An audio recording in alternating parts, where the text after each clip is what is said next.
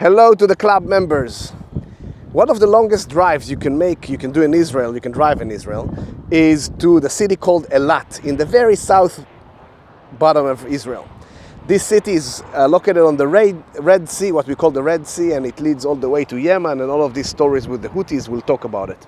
But half hour before you get to Eilat, there's a must stop. Everyone's stopping over here. Why? Behind me you can see Kibbutz Yotvata. Kibbutz Yotvata is famous by a few things. First of all, it's the first kibbutz in the southern part of the Arava Valley. But together with that, they have a big dairy farm. They manufacture shoko besakit. What is shoko besakit? It's chocolate bag or milk chocolate in a bag that every Israeli kid knows. When you get in your summer camp a little bag with chocolate milk and you bite it and you drink it. This is the must stop over there. You can see that this beautiful kibbutz is located right by the valley called the Arava. Across we can see the mountains of Edom in the Hashemite kingdom of Jordan, these beautiful orchards of dates. If you're a Bible reader, you know that in Yotvata, this is one of the stops that the Israelites wandering in the deserts are stopping. You can find in English the word Jotbatha, Yotvata. And over there in the book of Deuteronomy, chapter 10, verse 7, we find this place with brooks of water. And I'm not really sure we can find the water today, but as a search of the water, I was looking and I found a very unique person over here standing that knows this area very well. This is my father-in-law, Shmulik. And Shmulik, maybe you can tell us, where are all the water that are mentioned in Yotvata? In general, this place was first conquered by the Israeli IDF in the last operation, which have been took place in March 1949. And the first time when soldiers came and just have presents here, they could see water over there on the right side of the area when I'm pointing to. In general, in this area, which is very arid, very dry, you can see a green part that can exist just when there is a source of water. So the source of water was on the right side where I point to, and was a few palm trees and small pools that just shows where the water came out, like a small spring. And just in this area, that's the only area was green. And this was called En Radian, which was changed to Yotvata by the Israeli Special Committee. Ein means a spring. Yeah. There was like water coming out of the ground over there. That's right. Correct me if I'm wrong, but even the Romans knew there were water over there, and they even built what? Something using water. Yeah, every empire, every kind of soldier that was in this area just look for a source of water in order to put their camp next to it. Otherwise, they couldn't survive. So next to this spring, we can see also a kind of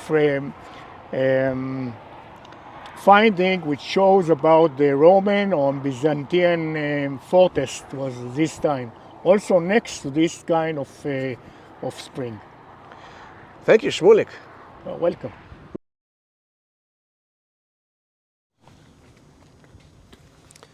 Shmulik, where are you taking us? Well, this is a ruin of Roman bath. Was existed at I think the 2nd and the 3rd century, and just can imagine that there was enough water to use this kind of bath for the facilities of the soldiers that were here next to this place where is the fortress. We're following you.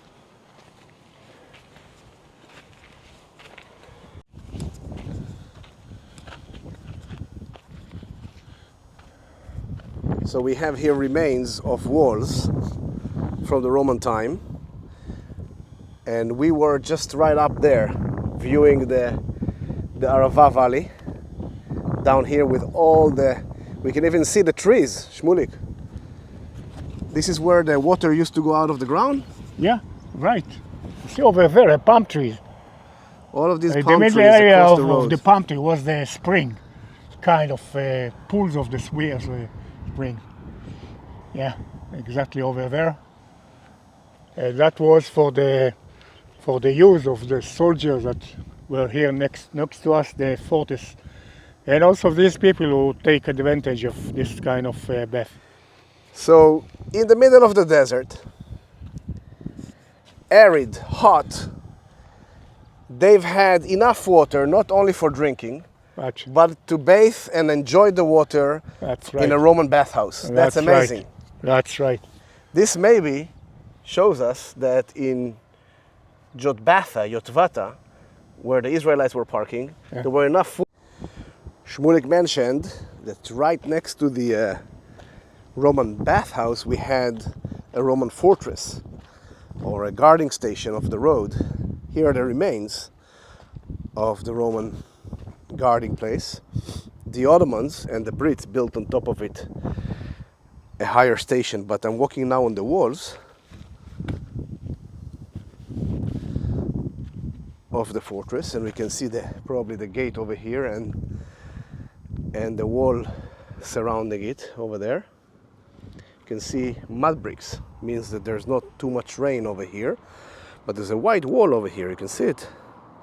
Beautiful remains of a wall right by the road to Eilat, and here we can see better the place of the spring, the original spring, where the water came out of the ground. You can see the